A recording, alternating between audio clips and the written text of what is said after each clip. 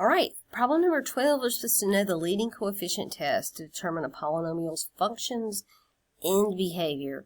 Be able to match a graph to its function based on the end behavior. So I gave you the function. Now, end behavior. If the polynomial is multiplied out like this one is, in other words, when I say it's multiplied out, I mean it's not in factored form. It's not like this. In that case, you would have to imagine multiplying it out to get the degree. This one is not factored. So the degree, you look at the highest exponent, and you also look at the leading coefficient. The degree is 3, and what matters is that the degree is odd. So if the degree is an odd number, and the leading coefficient is negative. So make sure you study all those, because the one on the final may not be odd and negative. It might be even and negative, or even and positive, or odd and positive. Make sure you know all of those. But if the polynomial is multiplied out like this, then you just look at the highest exponent and the coefficient that goes with that highest exponent. If it's not multiplied out, like this problem over here, let's just say this is x plus 3 squared, this is x minus 1, and this is x plus 7. And I have a 4 in front, okay? In this case, the degree would be 4. Why? Because this is an x squared times an x to the first times an x to the first. That's an x to the fourth. The leading coefficient is 4, which is positive. Now, even degree positive, both ends are pointing up, but that's not our problem. Our problem is odd degree negative. Odd degree negative, the left side points up and the right side is falling. And you see it right there. Left side up, right side falling. Okay, make sure you study all those. Okay, not just the one example that I gave you. Actually, I gave you 2 examples, didn't I? Multiplied out, like we have, and factored out like this. All right, solve the following logarithmic equation. Okay, to solve logarithmic equations, we don't write them as logarithms. We get rid of the logarithm. So remember, you take your base. A logarithm is equal to an exponent equals your argument. In other words, your base in this particular logarithm problem is 2. Logarithm is equal to an exponent. So the exponent that goes with this base of 2 is 6 equals x. Okay, make sure you can do that. You take a logarithm and you switch it around. So your base is 2. A logarithm is equal to an exponent. So whatever is equal to a logarithm, that value is always an exponent. And then your argument goes on the other side. And then 2 to the 6th, your calculator will tell you that's 64. And then we're done. Now, you are supposed to check your results whenever you solve logarithmic equations. And so what that really means is you're looking for what we call extraneous solutions. You're looking for a value that might possibly can't be plugged into a logarithm. But 64 is fine. Logarithms have a domain of bigger than 0. So you can't plug 0 into the logarithm. You can't plug negative numbers. So if I got negative 64 as an answer, I'd have to throw it out, because I can't substitute negative values into a logarithm. But this checks out just fine. As a matter of fact, in the simplifying process, you could write 64 as 2 to the 6, and then the log 2 and the 2 cancel each other out to give you 6. All right, solve application problems involving direct and inverse proportion relationships. Y'all remember this deal, right? Direct means you multiply, trying to write a dot. Inverse means you divide. All right, and then sometimes you have to pick out your own variables to plug in, and remember there's always a k involved. It's called the constant of variation. The population of a certain species of bacteria varies directly with the temperature. Okay, so you got to decide what variables you want to use. So let's call P as population. Varies means we're going to have an equals k. Okay. Directly means we're going to multiply with the temperature. Let's call temperature T. Want to? So population P equals varies directly, so we multiply times T. So there's our equation right there. Now, it gives us more details because we've always got to solve for K. So it says when the temperature is 35 degrees Celsius, so I'm going to substitute 35 in for my temperature. There are 7 million bacteria, so I'm going to write 7 million over here. And I'm going to solve for K by dividing both sides by 35. So K is equal to 7 million divided by 35. When I write that down, let me calculate it. So 7, 1, 2, 3, 4, 5, 6 zeros divided by 35 gives me 200,000. Now I'm not done. That's just my K value. What do I do with that? I take that and I plug it back into my equation. So now I have an equation to model this data, 200,000 T. Now, when you keep reading the problem, it says how many millions of bacteria are there when the temperature is 38 degrees Celsius. So what am I going to do? I'm going to plug in 38 for my temperature. So P equals 200,000 times 38 for my temperature. And I just multiply that in my calculator. Matter of fact, 200,000 is still sitting there. So times 38 equals 7,600,000. And remember, that's a population. So if we were talking about people, it would be people, but it's talking about bacteria. So 7,600,000 bacteria. All right, now how to calculate compound interest. A equals P times 1 plus R over N to the NT is when you have interest compounded a fixed number of times per year. Annually means N equals 1. Semi-annually means N equals 2. Quarterly means N equals 4. Monthly means N equals 12. Daily would be N equals 365. You could have weekly would mean N equals 52. And if it says compounded continuously, which is not a fixed number of times per year, but all the time, that would be a different formula. A equals PE to the RT. So suppose that you have $5,000 to invest. Which investment yields the greater return over 10 years? Is it 5.5% compounded quarterly or 5.45% compounded continuously? So it's two separate problems, okay? So we're going to do the quarterly here, and then I'll come over here and we'll calculate continuously. Then we'll compare, see which one's bigger. So when I go to quarterly, quarterly means N is equal to 4. And let's list all our stuff. P is equal to, we're investing $5,000, right? P is equal to 5,000. We already have N equals 4. What's R? Well, it says 5.5% compounded quarterly. Okay, so the 5.5% goes with quarterly. So I got to move that decimal over 2 places. That's 0.055. Okay, and T, what's T? T is time, right? It's 10 years. Now, on the other hand, if we're doing the other one, continuously is a different formula, so I don't have an N value.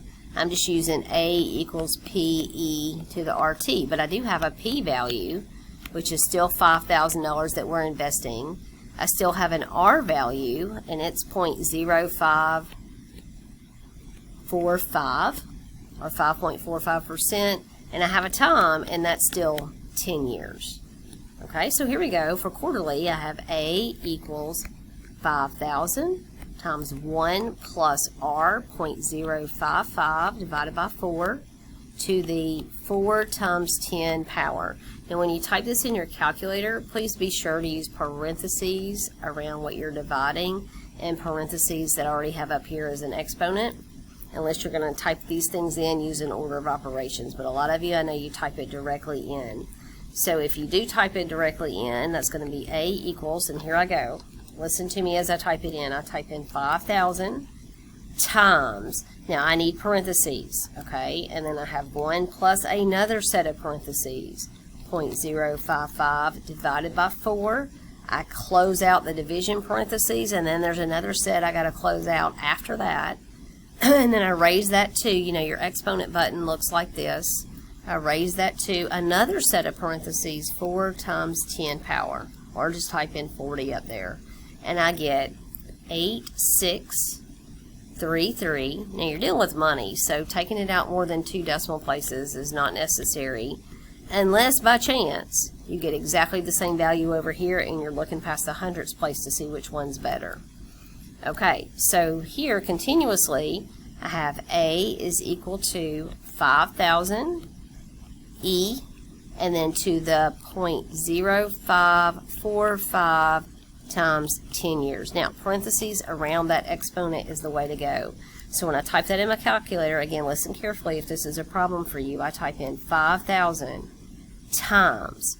Now I need my e to the x button, which for most calculators lives above the ln button, which stands for natural log.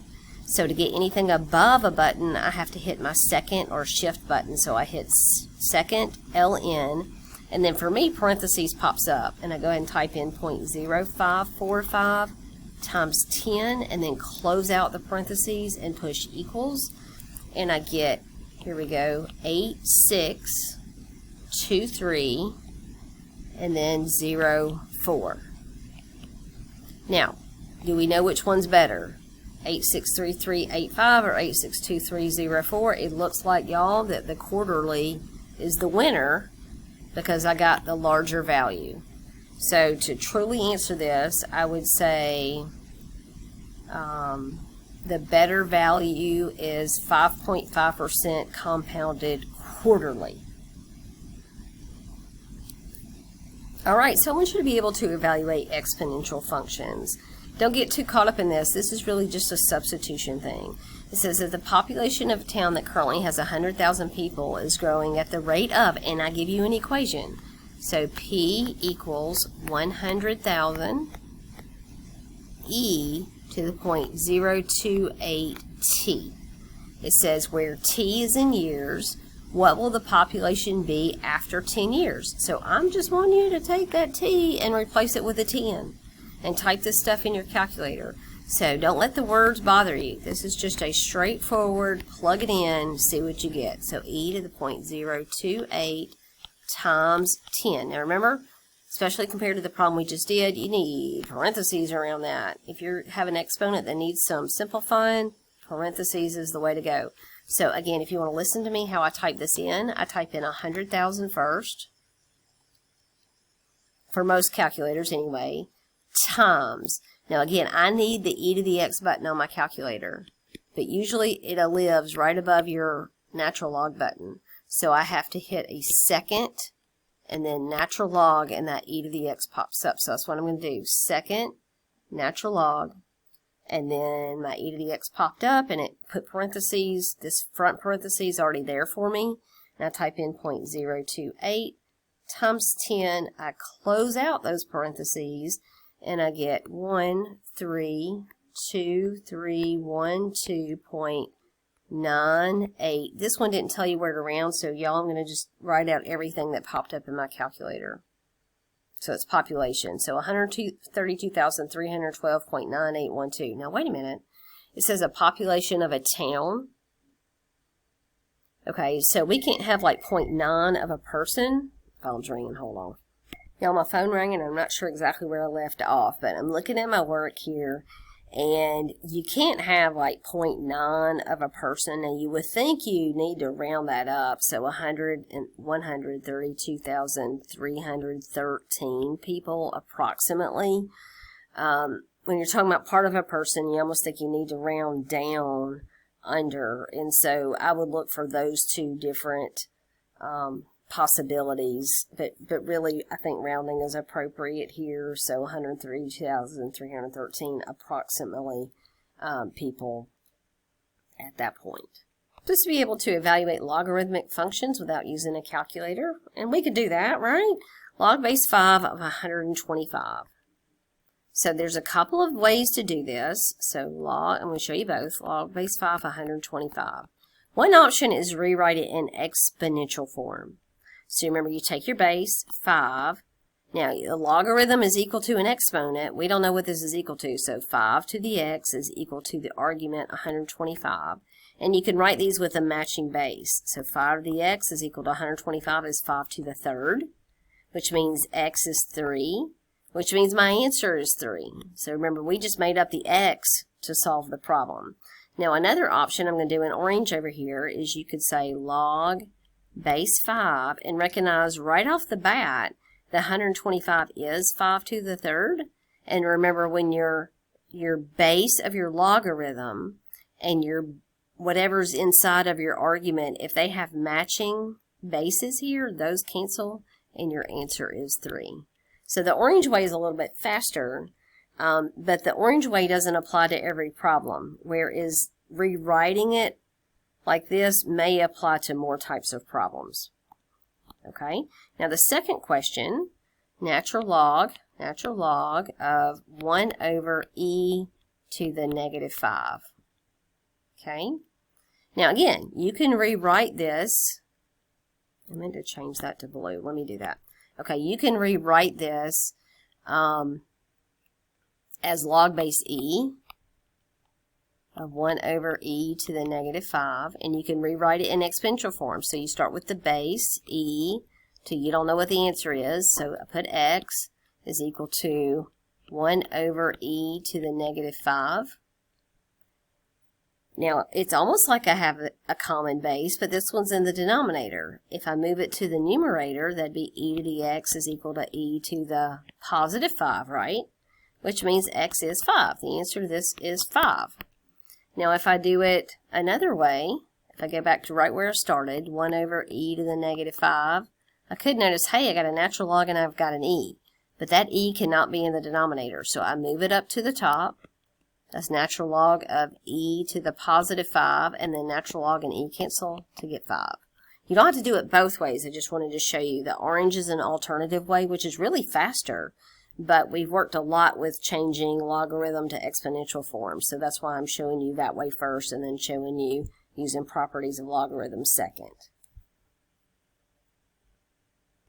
Solve exponential equations by writing each side of the equation with a common base.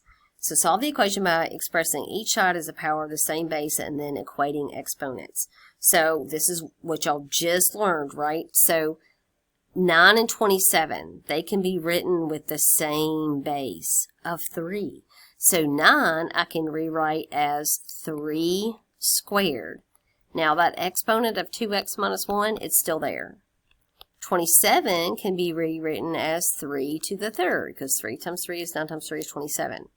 Now, whenever you have a power raised to a power, which is what you have right here, you multiply those together. So this is 3 to the 4x minus 2. On the right-hand side, I'm just leaving that. That's 3 to the third.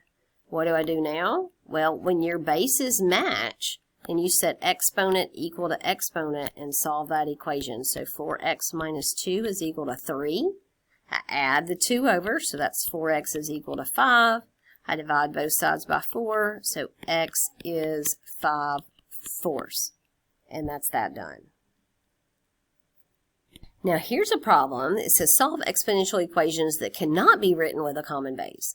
Like I only changed one little thing. I changed that 27 that was in the previous problem to a 28. And all of a sudden, I can't write these with both base 3.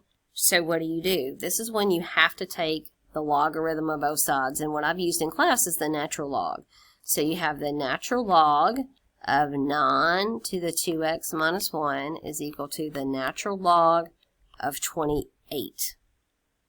Now, how does that help? It looks more complicated than it to start. But anytime you have a logarithm with an exponent, you can move that in front. So if your argument of your logarithm has an exponent, that's the property, it's called the chain rule, you can move that in front. So natural log of 28. Okay. Now I'm trying to solve for this x right here. The entire goal is to get this x, I pulled that stunt earlier, to get this x by itself. Okay, so I'm trying to isolate this x right here. Well, first thing I want to do is move this natural log of 9. So divide by natural log of 9, divide by natural log of 9. Those cancel. So now I have 2x minus 1 is equal to the natural log of 28 divided by the natural log of 9. Still trying to solve for this x. How about we add 1 to both sides? Add 1, add 1. So that gives me 2x is the only thing left on the left. And then natural log of 28 divided by the natural log of 9 plus 1 on the right. Okay, then finally, let's divide everything by 2. Divide this side by 2, divide that whole side by 2. Then your answer is ugly. X is equal to the natural log of 28 divided by the natural log of 9 plus 1, all divided by 2. That is an exact answer. But they might want the decimal approximation in that, and that's where you have to be careful. So when you type this in your calculator, natural log parentheses will pop up, you close them out, and then you divide by a natural log of 9. Get that answer, then add 1. Get that answer, then divide by 2. So listen to me type this in. I'm going to hit my natural log button. The first parenthesis pops up, and then I do 28, close out the parenthesis, divided by natural log. And again, this first parenthesis in front of the 9 pops up. I type in 9, close out the parenthesis. I go ahead and push enter. So I push enter after this. Then I add 1, and then I push enter again, and then divide by 2, and push enter again. And I get 1.2583. I'm in the habit of rounding those 4 decimal places. In this particular problem, I didn't say where to round it, but on the test it'll say where to round it. So listen, if you're having any problems with these, or you want extra problems to practice, or if you notice that you just don't understand it, or you notice an error, any of these things, please let me know. I hope this helps you out. Have a great day.